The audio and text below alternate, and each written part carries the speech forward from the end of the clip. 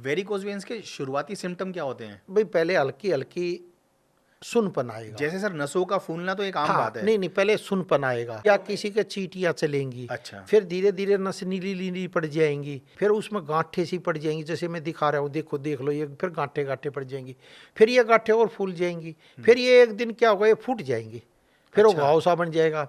फिर आप बीटाडिन जो भी लगाओ, लगाते रहो, फिर आराम नहीं पड़ता। फिर डॉक्टर भी क्या करते हैं, ऑपरेशन की सलाह दे देते हैं। अब ये कई पेशेंट देखो, अभी ये हमारे पास आया है, ऑपरेशन भी करा लिया, फिर भी ये हालत है।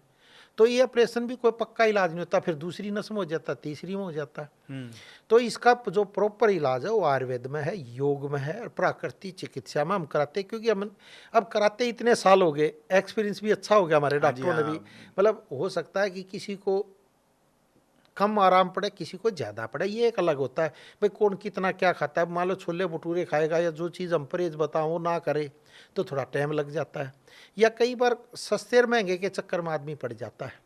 और इसमें सस्ता इलाज है, मतलब बिल्कुल ही सस्ता है। अगर ऑपरेशन से देखा जाए तो बहुत ही कोई ब्याज में इलाज हो जाता है जितना वहाँ खर्च होगा उसके तो ब्याज में इलाज हो जाता है। मतलब इतने पैसे लगते हैं भाई, 3-4 हज़ार रुपये की एक महीने की लगभग दवाई पड़ती है, कई बार 6-7 हज़ार की पड़ जाती है जब जिसकी बीमारी ज़्यादा हो।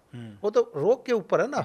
अब कई बार डॉक्टर दवाई दे देते हैं तभी बुखार उतर जाता है, कई बार इंजेक्शन से भी नहीं उतरता, फिर वो ड्रिप भी लगानी पड़ती है, मतलब फिर टाइम लग जाता है।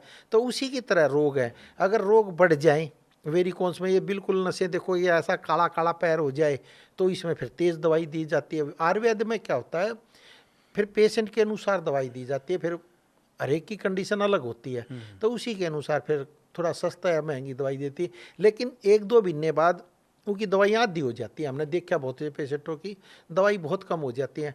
क्योंकि आयुर्वेद में क्या होता है, जब जड़ पर काम किया जाता है, जब जड़ धीरे धीरे अपने आप ही होगी तो तना अपने आप हरा होना लग जाएगा। तो अगर वैसे ऊपर से देखा जाए तो कोई क्रीम व्रीम से कुछ नहीं होना। कई क्रीम दिखा देते हैं, ये लगाने से, तेल लगाने से नस नरम पड़ जाती है।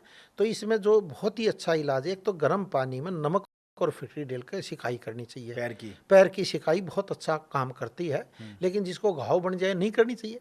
मतलब हर एक के ऊपर हर एक नियम लागू नहीं होता, इसलिए हम कहते हैं भी सलाह ले लो एक बार करने से पहले। सलाह के तो कोई पैसा है नहीं, तो आदमी फिर कई बार सोचता है कि यार मेरे पैसे लगेंगे। अरे क्या होता है, मैंने ये चीज़ देखा, बीमारी भी आती है नादानी के कारण। मतलब नादान यानी दान, वो अपने पर दान नहीं देता, अपने पर खर्चा नहीं करता।